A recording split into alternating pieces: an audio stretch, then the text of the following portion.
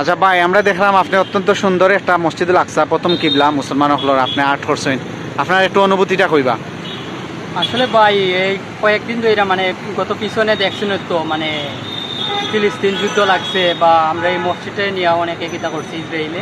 তো আমার কাছে মানে খুব একটা মানে আর্টের শখ আর কি, যে মসজিদে আকসা আর্ট করতাম। এবার শখ কেউ আর্ট করছে না, এর লাগে আমি মানে পয়েন্টে তো একটা পয়েন্টে আমি আর্ট করছি। মানে আমার একটা খুব পছন্দের একটা মসজিদ, এই জন্য আমি আর্ট করছি যাতে সবার দৃষ্টিনন্দন হয়। এই জন্য ইসলামী যেহেতু আলিয়া মাদ্রাসা পিছনে আছে, এর সামনে আমি আর্ট করার চেষ্টা করছি। আপনার নামটা কইবা একটু। আমার নাম আয়ান থ্যাংক ইউ। এমসি। দর্শক, আমরা দেখলাম যে সিলেটের যে চুয়াট্টা পয়েন্ট, যেটা কিছুদিন আগে বিজয় চত্বর হিসাবে পরিচিতি লাভ করছে, ঠিক সামনে যে সিলেট সরকারি আলিয়া মাদ্রাসা আছে, মাদ্রাসার ঠিক